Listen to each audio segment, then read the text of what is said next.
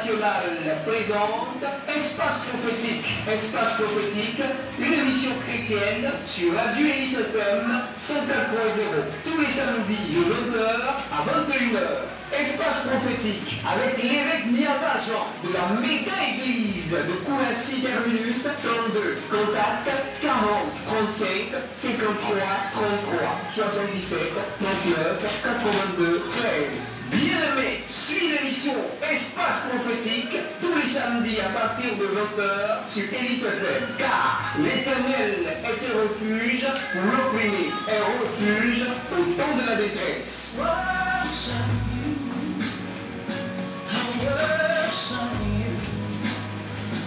You are here, mending every heart. I worship you. I worship you.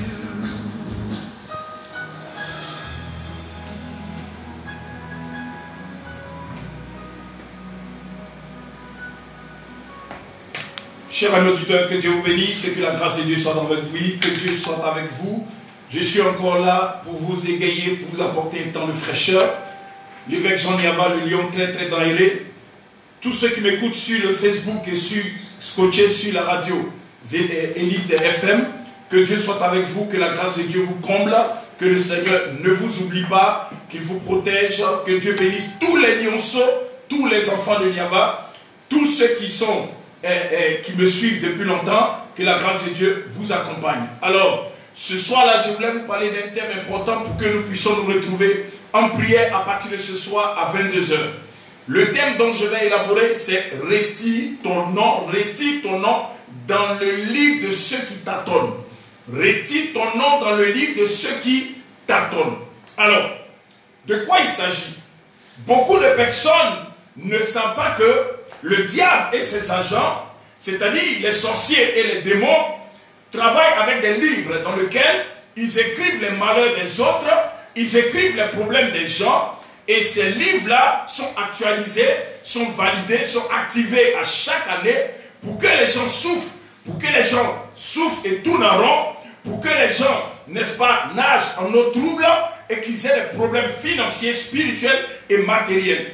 Il y a des livres que vous ne connaissez pas, mais qui sont bibliques, qui sont scripturés, qui sont dans la Bible, dont je souhaiterais qu'aujourd'hui même, après avoir fini de vous prêcher cette belle parole, nous puissions nous retrouver à 22h pour la prière du combat, pour retirer nos noms dans leurs livres. Chers amis, ils ont des livres des malheurs, ils ont des livres des problèmes, dans lesquels ils ont écrit les problèmes et ils ont mis nos noms devant. Ils ont des livres, donc ils ont des livres les livres des gens qui doivent être célibataires. Ils ont des livres des gens qui doivent être chômeurs. Ils ont des livres des gens qui doivent être pauvres. Donc ils ont des livres comme ça où ils ont écrit souvent nos noms et pour qu'on soit pauvre et qu'on soit appauvri. Donc chers amis, aujourd'hui, le thème qu'on va élaborer pour qu'ensemble on puisse prier et sortir nos noms des livres de ceux qui t'attendent. Alors, le premier livre dans lequel ils ont écrit des malheurs, ils ont écrit des problèmes, se trouve dans le livre de Jérémie, chapitre 51, verset 60 à 63. Donc on lit d'abord Jérémie 51, verset 60, et on saute jusqu'au verset 63. Lisons la Bible de fond en comble. Jérémie 51, verset 60 et le verset 63. La Bible dit, Jérémie écrivit un livre, Jérémie écrivit dans un livre tous les malheurs. Donc Jérémie écrivit dans un livre tous les malheurs qui devaient arriver à Babylone. Donc il a écrit dans un livre tous les malheurs qui doivent arriver à Babylone. Au verset 63. Et quand tu auras achevé la lecture, donc la lecture de ce livre, tu y attacheras une pierre et tu le jetteras dans l'Euphrate, dans le fleuve. Donc, quand tu finiras de lire ce livre, alors tu l'attacheras à une pierre, une grande pierre, et tu jetteras ce livre-là dans le fleuve. Alors, chers amis, voici ici le premier livre. Le premier livre, la Bible dit, il écrivit dans un livre tous les malheurs. Donc, il y a des personnes qui ont des malheurs, mais qui sont écrits dans des livres. Et tant que tu n'as pas retiré ton nom dans ces livres des malheurs-là, alors tu passes ta vie en routine, en souffrance, en problème et tu nages en eau trouble. Tu as des problèmes sur tous les plans. Donc c'est pour cela qu'il est bien séant de lire la Bible et de la comprendre selon ce que Dieu veut t'enseigner. Il y a des personnes qui souffrent, cher ami. Il y a des personnes qui ont des problèmes, cher ami. Il y a des personnes qui ont des problèmes financiers, problèmes de mariage, célibataires chroniques. Mais tout ça vient d'où? Ça vient parfois de nos familles, ça vient parfois des clans dans nos quartiers, ça vient souvent dans nos villages, ça vient souvent dans nos campements. Et dans ces lieux-là que je viens de préciter, ils ont des livres où ils ont écrit que toi tu dois avoir des problèmes. Ils ont écrit que toi tu dois souffrir. Donc chaque année, c'est pour cela que vous devez remarquer, il y a des personnes qui chaque année tombent malades. La même maladie revient. C'est la même maladie qui était hier, qui revient encore l'année prochaine, qui revient encore l'année qui arrive. Donc chers amis, c'est le cela. Le premier livre que nous devons combattre, que nous devons prier pour retirer nos noms, n'est-ce pas? C'est le livre des malheurs. Et la Bible dit, il écrivit un livre et il écrivit dans un livre tous les malheurs qui devaient arriver à Babylone. Donc ça doit arriver à certaines personnes. C'est pour cela que nous devons prier pour annuler, pour briser, n'est-ce pas, les problèmes qui nous arrivent, qui sont écrits dans les livres des malheurs. Donc chers amis, le premier livre dont le diable utilise, ce sont des livres de malheur. Le premier livre, ce sont les livres de malheur. Ensuite, qu'est-ce qu'ils font? La Bible dit, quand tu auras achevé la lecture de ce livre, tu attacheras une pierre. Donc voyez ce qu'ils font. Quand ils finissent de lire le livre chaque année, parce qu'ils lisent ça pour que les problèmes recommencent dans la vie des gens. Donc ils prennent le temps, ils lisent telle année, dans la même année, ils lisent ça peut-être 3 fois dans le mois, ou bien dans l'année, ils lisent ça 5 fois, et tout le temps, tu as le même problème. C'est pour cela que beaucoup de personnes ont remarqué qu'elles traînent les mêmes problèmes, les mêmes histoires, les mêmes difficultés. Alors, la Bible dit, et quand tu auras fini, achevé la lecture de ce livre, tu y attacheras une pierre. Donc, qu'est-ce qu'ils font? Ils attachent une pierre à ce livre et ils jettent ça dans le fleuve, cher ami. De quel fleuve ils ont jeté le livre dans lequel ils ont écrit les malheurs de ta vie? Dans quel fleuve?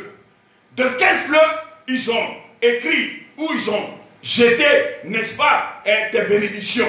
Voilà ce que nous devons comprendre. Ils jettent les livres dans lesquels ils écrivent les problèmes des gens et ils jettent ça dans les fleuves. Quel fleuve tes parents ont adoré? Quels sont les lacs que tes parents ont fétiché, ou ont adoré, ou ont admiré, ou ont adulé? Alors, c'est de cela qu'on doit prier aujourd'hui même. À partir de 22h, nous devons nous lever contre les livres des malheurs. Donc, le premier livre que nous devons prier, retirer de nos noms dans ces livres de ceux qui t'attendent, nous devons prier pour retirer cela. Alors, c'est le livre des malheurs. Premier livre. Et donc, c'est ça. Alors, certainement, tu es célibataire. Certainement, tu chômes. Certainement, ta vie, n'est-ce pas, tu vis une vie de souffrance, où tu travailles, ne te paye pas. Certainement, ils ont écrit cela dans un livre. Et ils ont l'habitude de relire cela pour que toi, tu continues de souffrir et ils se moquent de toi. Donc aujourd'hui même, tu dois te révolter. C'est un message de révolte.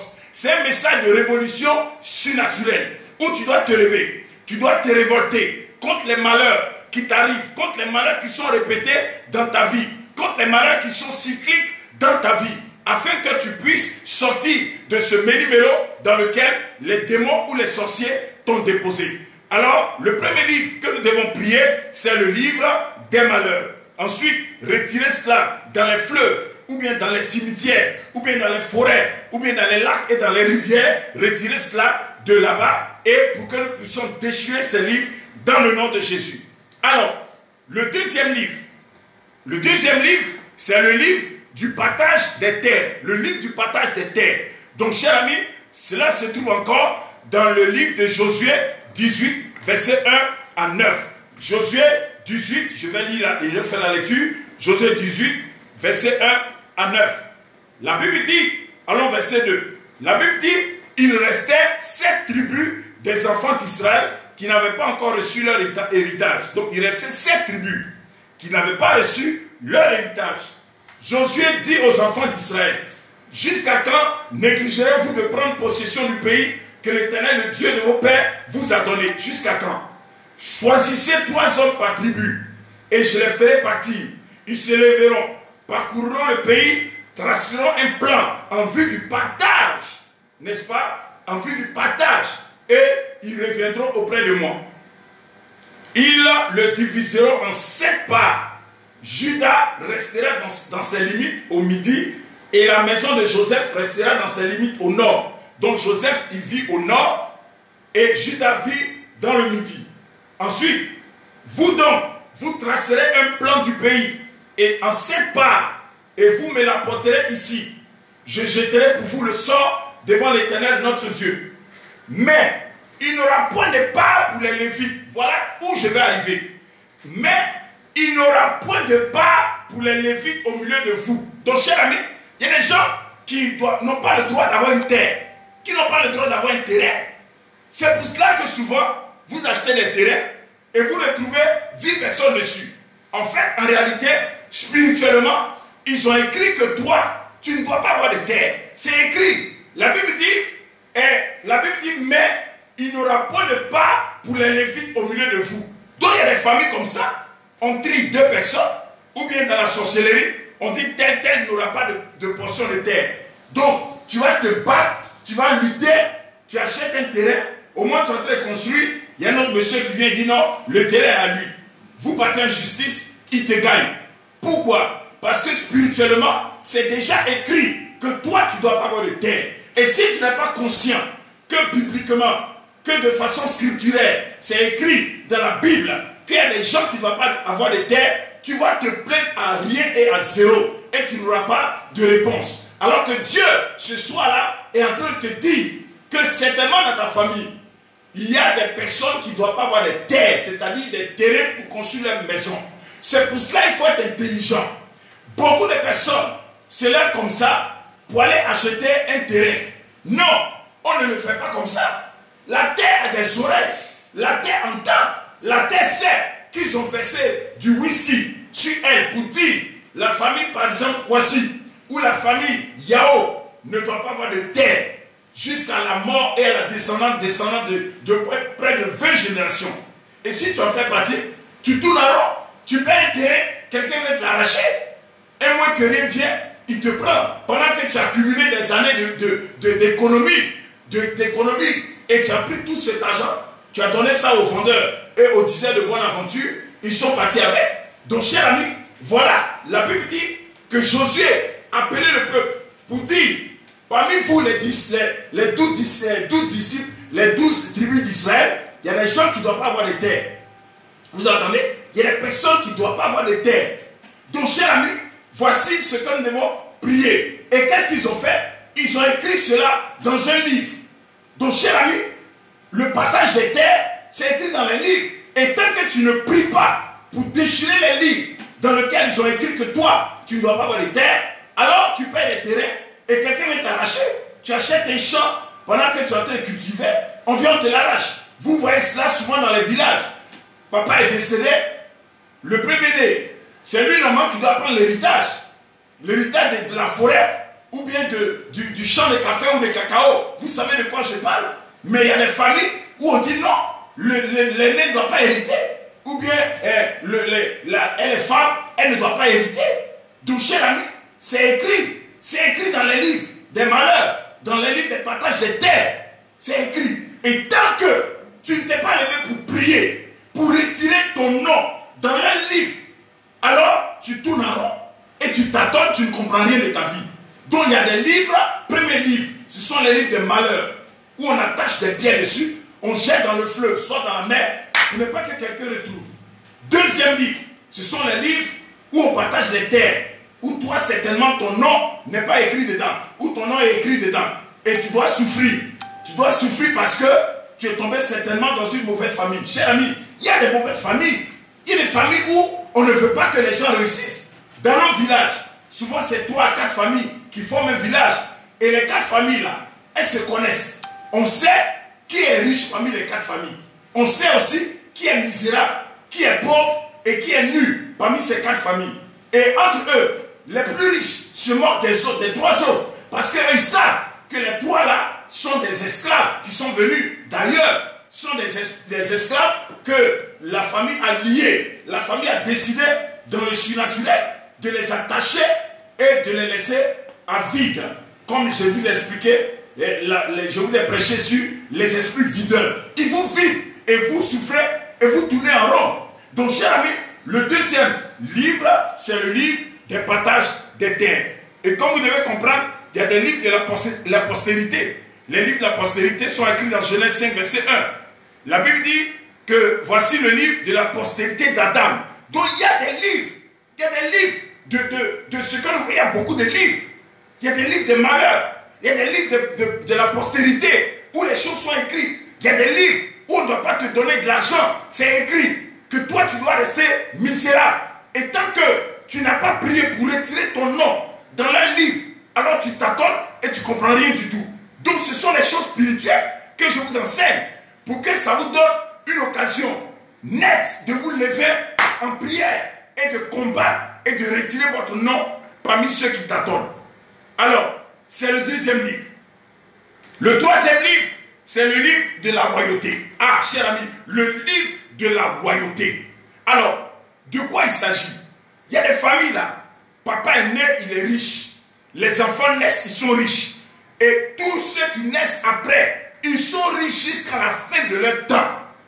Vous entendez? Et aussi, il y a des familles. Papa est né, il est pauvre. Vous entendez? Les enfants viennent, ils sont pauvres. Tu te bats. Ton seul boulot que tu as, c'est la maçonnerie. Excusez-moi, c'est un travail, mais ça ne te rapporte rien. C'est la maçonnerie. Ensuite, si tu as trop eu un bon travail, c'est la menuiserie. Pourtant, c'est vrai, c'est un boulot, mais souvent, c'est parce que tu devais avoir. Pourquoi? Parce que dans la famille, c'est écrit dans un livre que vous, votre famille, vous êtes né pour être pauvre. Vous êtes né pour ne pas être dans la royauté. Alors, lisons rapidement dans le livre de 1 Samuel, chapitre 10, verset 25. Le livre de la royauté. Donc, je vous ai dit, 22h00, on commence les prières. Notez, premier livre, le livre des malheurs, où tu dois retirer ton nom de tous les malheurs qui t'arrivent. Les problèmes qui t'arrivent. Tu dois prier pour retirer ton nom de leur livre. Deuxième livre, le livre du partage des terres. Tu dois prier pour retirer ton nom dans ceux qui n'ont pas droit à acheter un terrain. Troisième livre, c'est le livre de la royauté. 1 Samuel 10, verset 25. Donc le livre, comme je peux l'appeler, de la prospérité. Alors, la Bible dit, Samuel fut connaître à tout le peuple le droit de la royauté. Il fit connaître à tout le peuple le droit de la royauté. Le droit de la royauté. Et il écrivit dans un livre. Il écrivit cela dans un livre. Donc, cher ami, le droit de la prospérité. Il y a des gens, c'est écrit. C'est écrit dans la famille. C'est écrit que tel doit être pauvre. Tel doit être riche. C'est écrit. Et tant que tu souffres, cher ami, tu regardes, tu constates, tu prends ta loupe, tu vérifies, tu vois que tout ne va pas, rien ne marche, ta vie est abasourdie. Alors lève-toi, commence à prier, à retirer ton nom dans le livre de la pauvreté de votre famille ou dans le quartier. Même les quartiers là, ils en font. Ils ont des livres de pauvreté, des livres où les gens doivent souffrir, ils ont des livres. Donc cher ami auditeur, toi qui m'écoutes sur cette radio et en direct sur le Facebook, aujourd'hui est samedi, à 23h, prière, retire ton nom dans leur livre. Les livres qu'il faut que tu t'attends. Les livres dans lesquels tu souffres, tu chômes. Rien ne marche pour toi. Aucun mariage. Un homme vient, il te drague. Il finit de coucher avec toi, il te balance. Tu as entendu? Il dit non, cette femme-là, moi j'ai fini, c'est fini. Cher ami, tu vas penser que c'est parce que tu n'es pas une belle femme. Alors qu'en réalité, c'est écrit dans un livre que vous là, vous ne devez pas vous marier. Votre famille là, personne ne doit se marier. Et tu fais l'erreur de faire même la dot. Les mêmes là vont te tuer. Tu m'entends? Les mêmes là, ils vont te tuer. C'est pour cela, remarquez. Quand vous faites les mariages là, constatez, les gens ne sont pas contents. Souvent même là, ils disent, tant que moi je ne suis pas encore venu au mariage là, on ne fait pas le mariage. Vous entendez? Pourtant, ces mêmes personnes, souvent la plupart ne sont pas mariées. La plupart de ces personnes, elles ne sont pas mariées. Et donc, elles ne veulent pas que sa soeur ou son frère ne se marie. Donc, souvent, Ils disent, moi je suis à Katiola. Le mariage se passe à Abidjan. Tant que je ne suis pas venu, je suis en Europe. Moi je ne me suis pas encore marié. Tant que je n'arrive pas, on ne fait pas le mariage. Voilà ce qui se passe. Et quand vous constatez ça, c'est les familles de sorciers. Ils ont des livres où les gens écrivent que la famille ne doit pas se marier. Et dans tes prières, Jésus t'a donné un mariage. Là encore, il veut te tuer pour ça. C'est pour cela, remarquez, quand tu te maries, les gens vous mélangent. Les paroles que vous faites dans les foyers là, je vous dis aujourd'hui, en partie, à 99%, ce sont eux qui sont à la base. J'ai l'expérience. 23 ans de mariage. J'ai l'expérience du mariage. Je sais de quoi il s'agit. Tu m'as entendu, cher ami? Les palabres, les rififi dans le foyer là, la plupart c'est écrit que lui là, il ne doit pas rester longtemps avec femme là. Mais quand il voit que tu débordes, il commence les attaques. Il multiplie les flèches. Et tu te bats à ta femme. Pour rien, tu ne comprends rien. Les histoires, à ne point fini. Pourtant, ils sont en bas. Ils sont en bas et en train de mettre le feu là-bas. Et souvent, dès que tu fais palabre avec ta femme, le lendemain matin, la première personne qui t'appelle, allô, oui, est-ce que ça va dans ton foyer? Comment ça va? Ce sont les sorciers. Cher ami, ce n'est pas écrit sur le front, mais ce sont les signes. Jésus a dit, vous les reconnaîtrez par les signes. Cher ami, c'est ce qu'ils font. Tu viens de faire palabre, ou bien tu viens de faire un mauvais rêve. Écoute-moi, tu viens de faire un mauvais rêve. Et dans ton rêve, tu as vu, on cherche à te faire du mal. Quand tu te réveilles, 8h, 7h, la première personne qui t'appelle, il faut douter d'elle. Tu entends? Doute d'elle. Ce sont les confréries. C'est comme ça qu'ils travaillent. Ils ont mis ton nom dans le livre de ceux qui doivent souffrir. Et la même nuit, ils t'ont attaqué. Et quand ils t'ont attaqué, ils t'appellent pour voir si tu parles, si tu es en forme, si tu n'es... Non, écoute-moi, si ils t'appellent pour voir si tu n'es pas malade. Quand ils t'appellent là, est-ce que ta santé ça va? Les questions comme ça là, sont douteuses. Commencez à douter. C'est pour ça ne croyez personne en ces gens. Ne croyez en personne. Croyez en Jésus seul. Les gens sont autour de vous. Ils cherchent à vous détruire. Ils cherchent à vous faire du mal. Regardez, on partage des terres pour d'autres personnes et d'autres ne gagnent pas.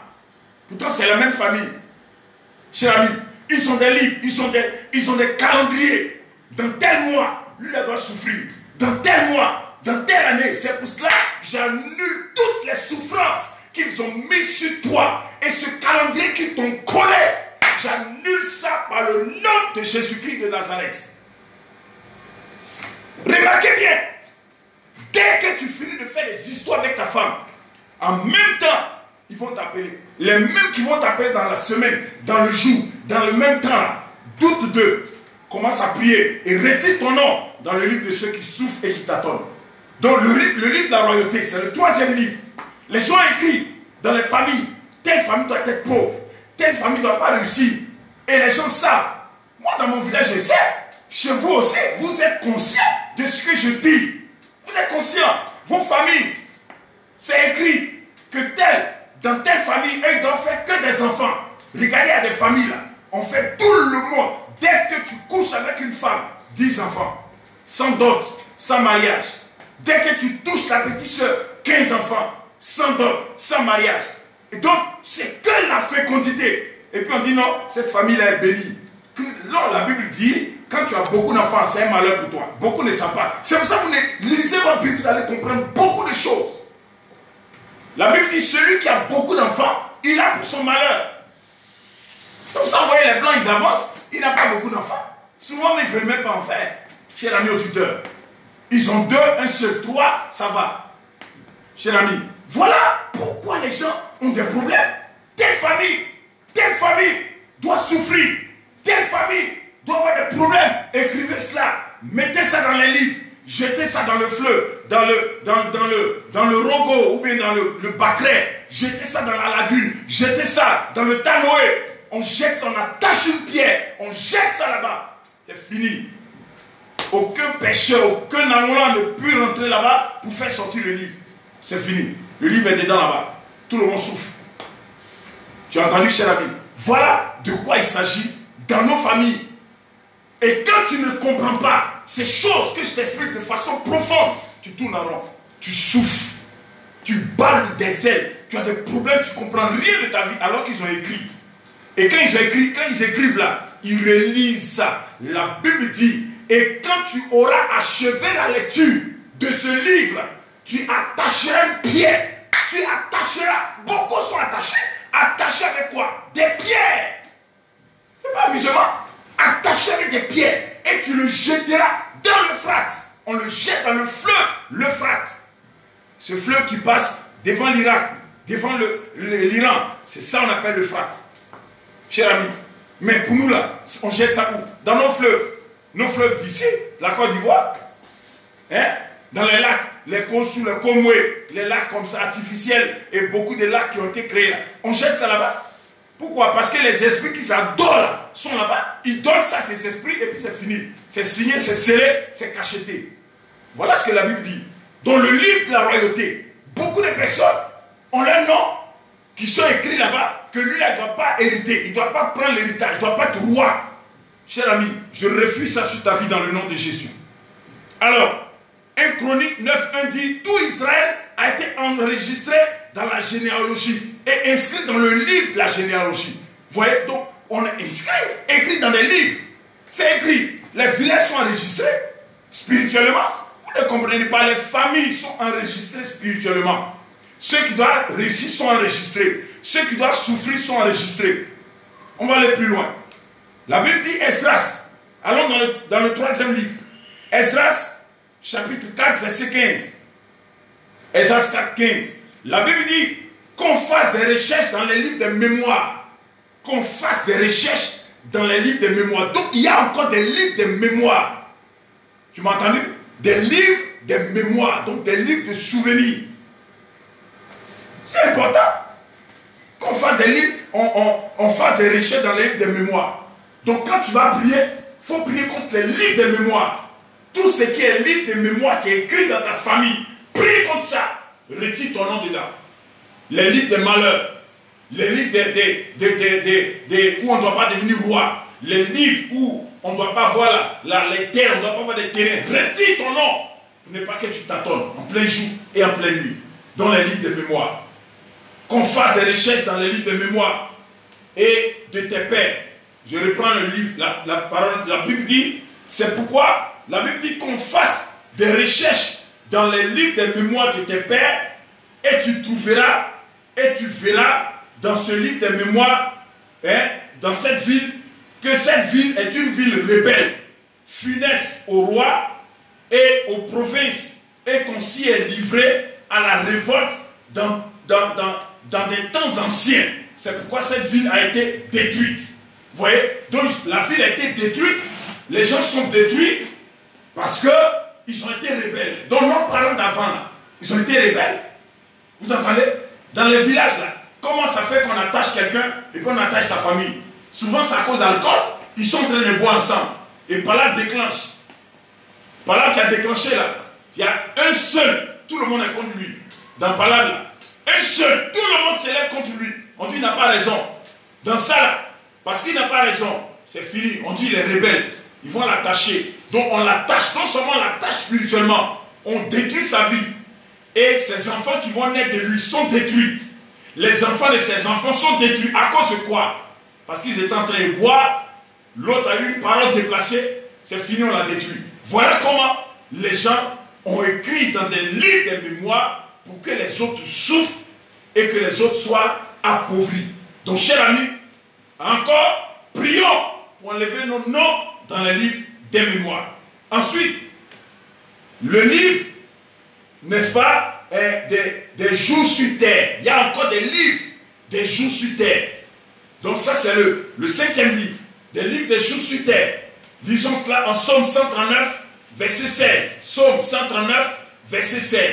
La Bible dit, quand je n'étais qu'une masse informe, tes yeux me voyaient, et sur tes yeux me voyaient, excusez-moi, tes yeux me voyaient, et sur ton livre étaient tous inscrits les jours qui m'étaient destinés. Donc, sur ton livre étaient inscrits les jours qui m'étaient destinés. Donc, cher ami, il y a des personnes qu'on a écrit dans les livres que cela ne doit pas durer longtemps. Il y a des familles où les gens ne doivent pas vivre longtemps. 40 ans, c'est fini, c'est trop. 35 ans, c'est trop. C'est pour cela que les gens ils meurent. Les gens ils meurent en désordre. Les gens ils meurent en cascade. Pourquoi? Parce que c'est écrit dans les livres de souvenirs, dans les livres des malheurs, dans les livres de mort, que telle personne, ses jours doivent être abrégés ou abrogés dans l'année temps. C'est pour cela que je prophétise que tu vivras longtemps. Je prophétise que toi qui me suis, tu vivras longtemps. Tu passeras l'étape et les caps des 100 ans et plus au nom de Jésus. Tous ceux qui voudraient manger ta chair vont manger leur propre chair. Et tous ceux qui voudront boire ton sang, eux-mêmes ils vont boire leur propre sang au nom de Jésus-Christ de Nazareth. Je déclare cela sur ta vie.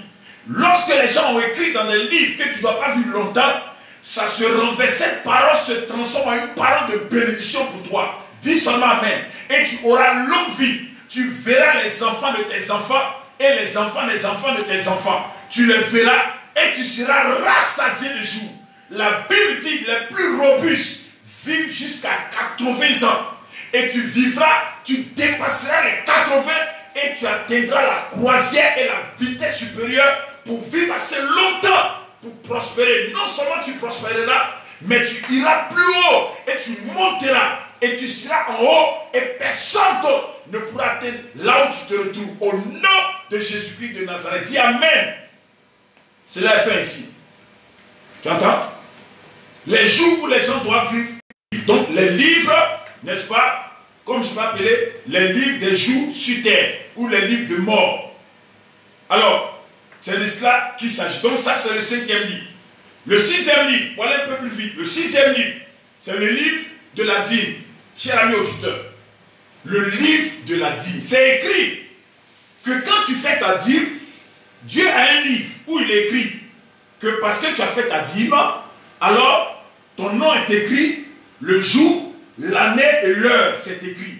Lisons cela. Vous ne lisez pas, vous écoutez les gens qui ne comprennent pas la parole. Et c'est pour cela, beaucoup de chrétiens sont pauvres, sauf financièrement. Pourquoi? Parce que vous écoutez les messages des gens qui vous disent la dîme est passée. Non, la Bible n'est pas passée. La Bible là, elle est née éternellement. Elle n'a pas de fin. La parole ne passera pas. La Bible dit la parole ne passera pas. Tu as entendu? Lisons Malachie 3, verset 16. Malachie, chapitre 3, verset 16.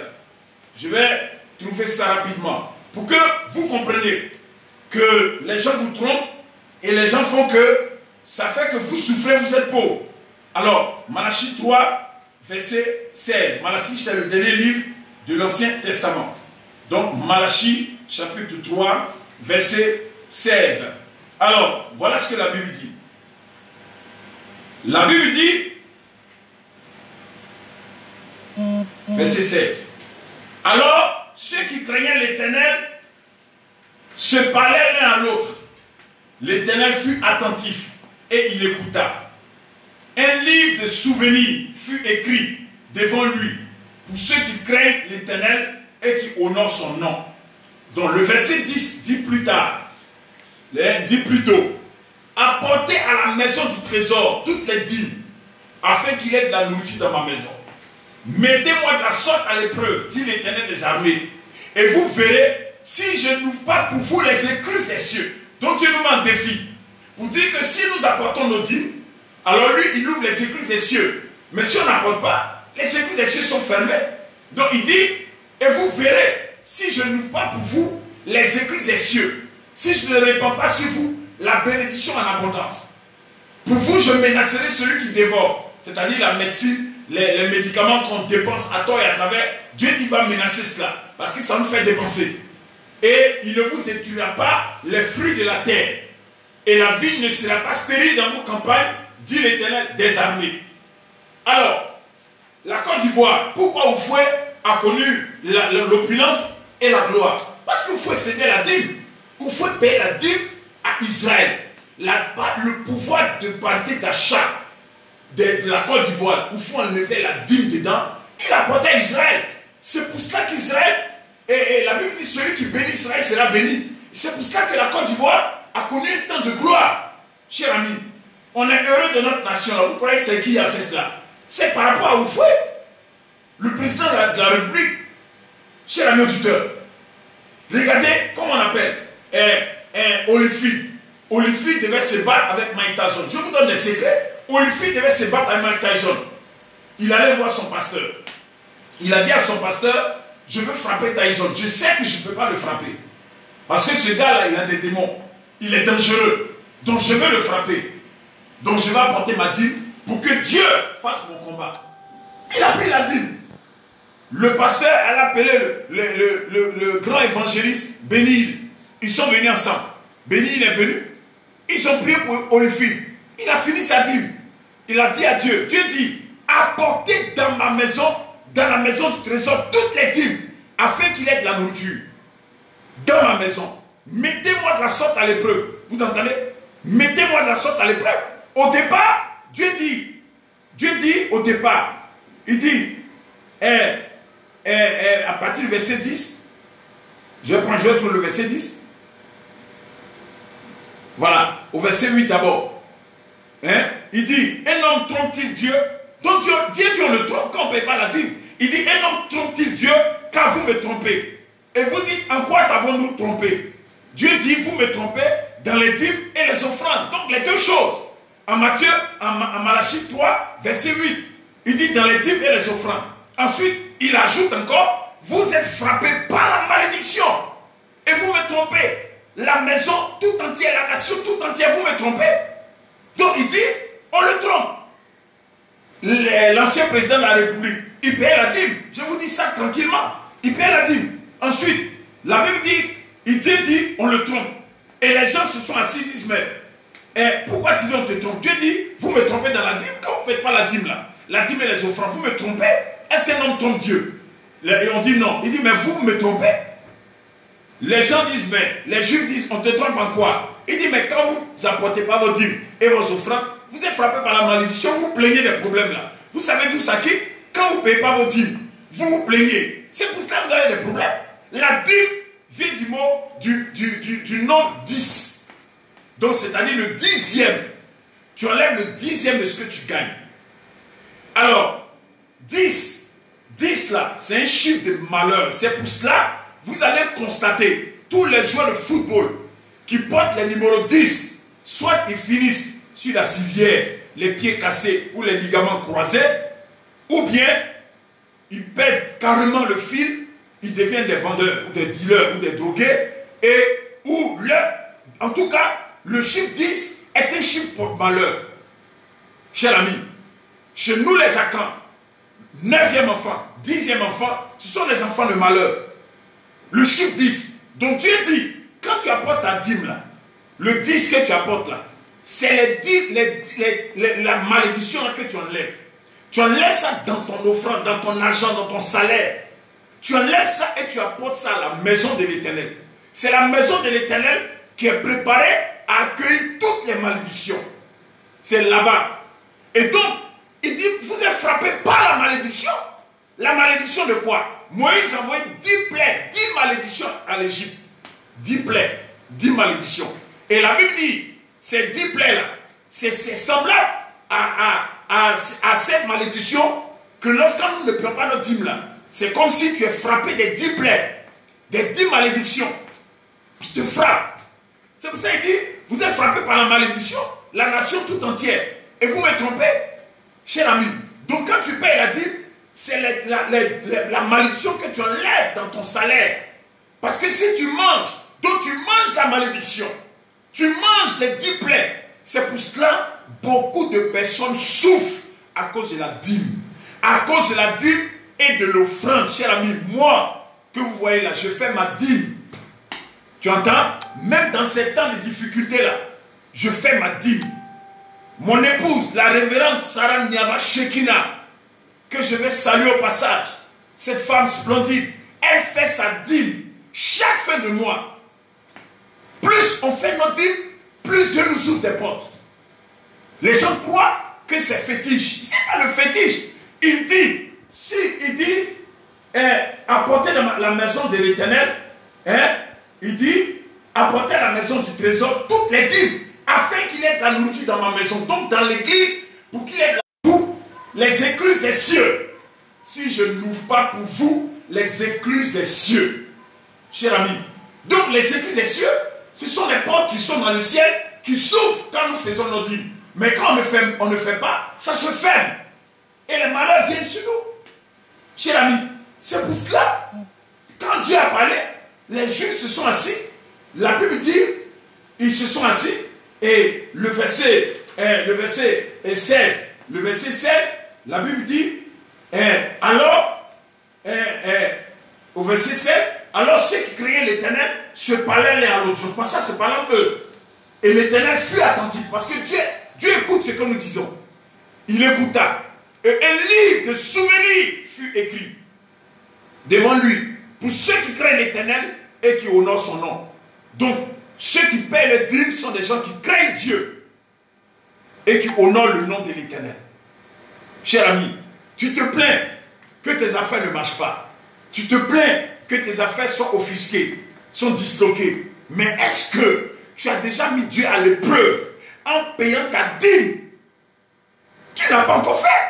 Et donc, tu dois comprendre que plus tu ne le fais pas, plus le diable t'inspire à ne pas faire la dîme, alors plus le même diable vient puis te détruit. Il te détruit. Demandez à tous ceux qui font la dîme, ils vont vous dire le secret. Ils vont vous dire que ces dîmes-là, quand ils le font, c'est là que Dieu les bénit financièrement. Vous entendez? Demandez ceux qui sont réglo, qui sont loyaux dans leur paiement de dîme. Demandez, ils vont vous donner les témoignages. Les témoignages sont florisants. Cher ami auditeur, on lui fit d'aller voir son pasteur. Le pasteur appelé Bénin. Ils se sont mis ensemble, ils ont prié. Il a porté la dîme. Premier combat, on lui fit de frapper Tyson. Vous croyez que c'est amusement? C'est pas amusement. C'était David de Goliath sur le terrain, sur le ring. Ils l'ont frappé. Ils ont redemandé le combat encore parce qu'ils disent non, ils ne croient pas. Et ils ne croient pas que Tyson, on lui fit plus frapper Tyson. Quand ils ont redemandé le combat, ils ont remis la ceinture en jeu. On lui fit de retourner encore aller voir son pasteur. Il dit, le gars là, il veut reprendre sa revanche. Je suis encore venu apporter ma dîme. Dieu dit, apportez, vous verrez. Si, c'est une condition, si je n'ouvre pas. Donc Dieu ouvre les portes. Il ouvre les portes. Ensuite, on lui fit la file de faire la dîme. Le pasteur appelé encore Bénin, ils sont mis ensemble. Les deux. La Bible dit la prière du juste a une grande efficacité. Les deux ont prié. Quand ils ont fini de prier, on lui fit des parties encore. Il a frappé la deuxième fois Tyson. Les gens ont dit non, c'est fini. Cher ami, voilà. Et même avant-hier, ces boxeurs qui se sont battus, demandez, allez, si vous allez voir, Tyson Fury. Quand il a fini de frapper l'autre, l'américain, Deontay Wilder, quand Tyson a fini de le frapper, Tyson Fury, la première chose que Tyson Fury a dit, il dit, je remercie Jésus-Christ de Nazareth.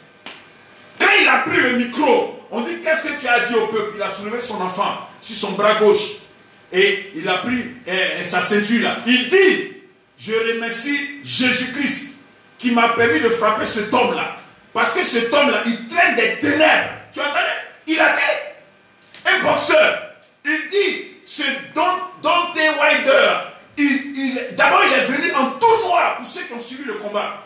Il était habillé en tout noir, comme un esprit de mort, pour terroriser son adversaire. Vous croyez que la vie est facile?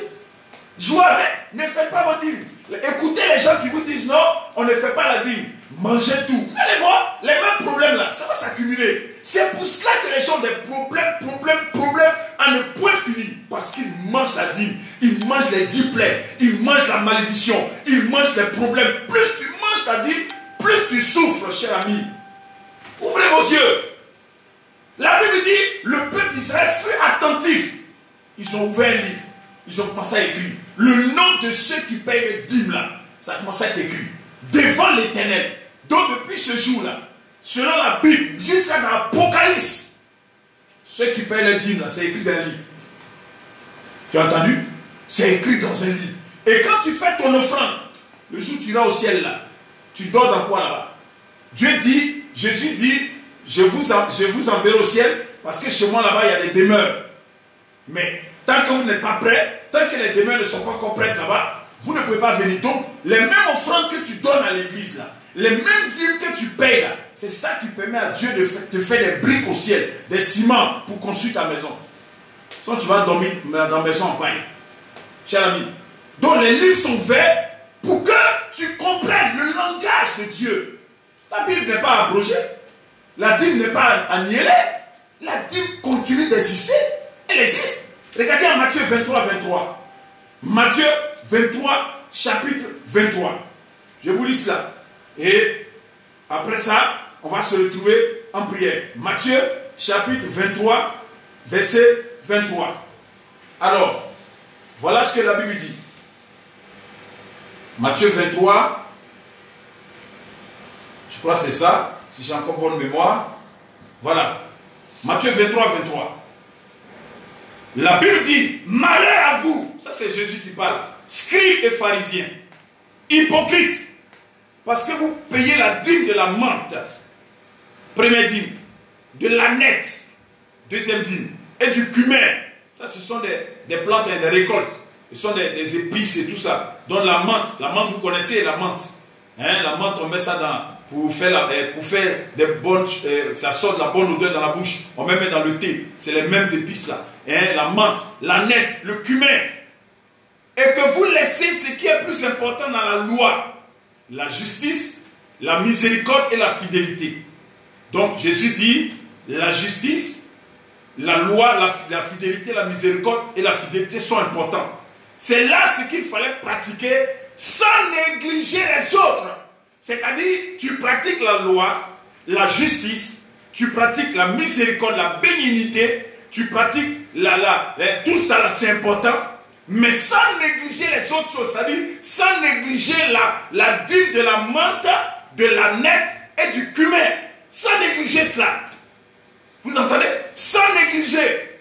Donc, tu peux pratiquer la loi, tu peux être bon, tu peux être bien, mais tu ne dois pas aussi négliger la dîme. Parce que c'est la dîme qui permet à Dieu de sécuriser tes finances.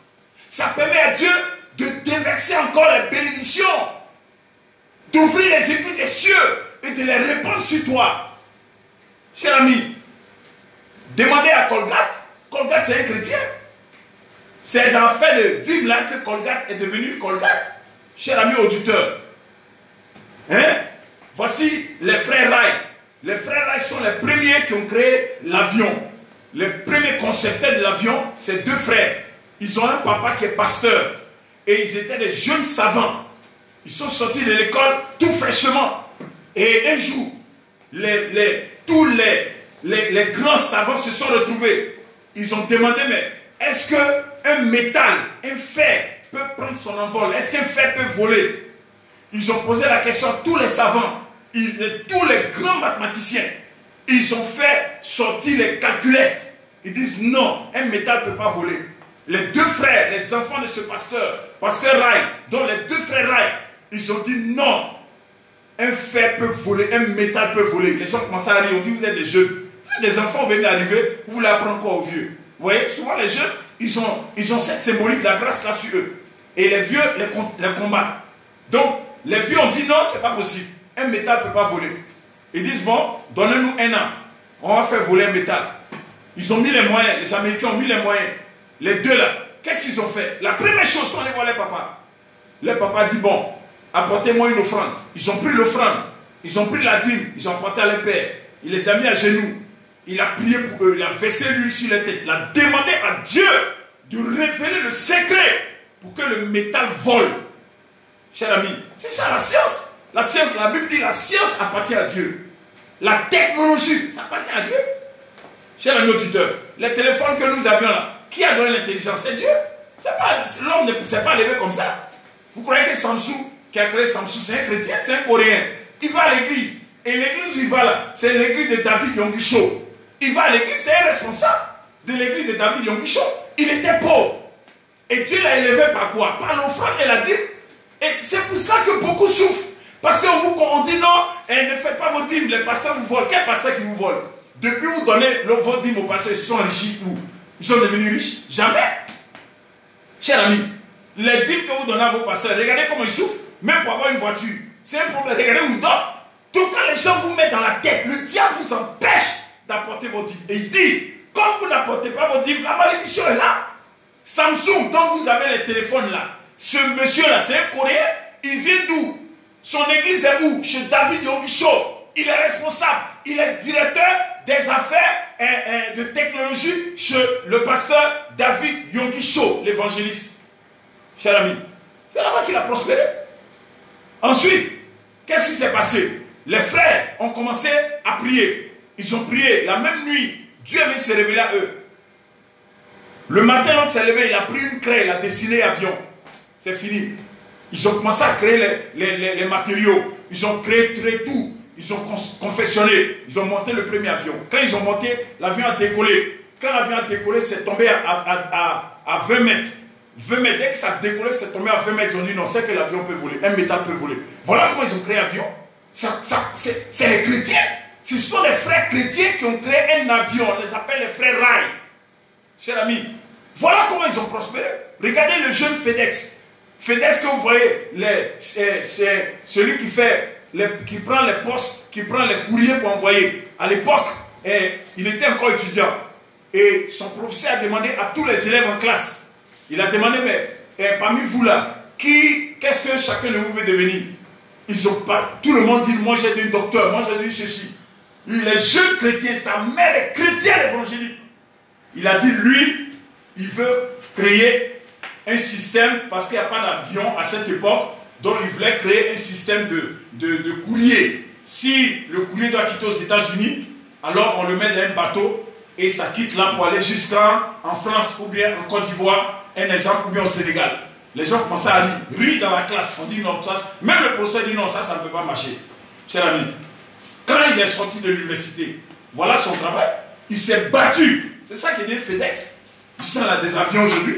Les avions qui quittent en Europe, aux États-Unis, pour distribuer les courriers rapides, courriers express. C'est FedEx. Le premier, avant que les Chronopost et tout cela arrivent, c'est FedEx. Mais c'est un chrétien. C'est pas ces choses-là qu'il est passé. Même Ascenseur, lui qui a créé Ascenseur, là, c'est un chrétien. Un Américain noir, un chrétien, cher ami. Mais ce n'est pas les dîmes. Regardez Caterpillar. Caterpillar, c'est un chrétien. Tu m'as entendu, cher ami? Caterpillar, c'est un chrétien. C'est dans sa dîme là que Dieu l'a béni. Dieu dit, quand vous apportez vos dîmes, lui, Dieu, il ouvre les écrits des cieux. Les écrits des cieux, c'est l'intelligence. Il te donne l'intelligence. Il te donne, c'est un déclic d'intelligence. Et c'est lié à la science. Tout de suite, quelque chose crée dans ta tête. Tu commences à fabriquer. Voilà comment il parle. Hein? Aujourd'hui, on assiste aux gens qui font les dîmes, ils murmurent. Comment tu peux être prospère? La dîme que tu donnes là, c'est vrai, tu remets ça dans la main de l'église. Mais c'est à Dieu que tu donnes. Ne regarde pas le reste, cher ami. Vous entendez? Donc, le livre des dîmes fut ouvert. C'est écrit. Pour terminer, Acte 1:20. Ça, c'est le livre des psaumes.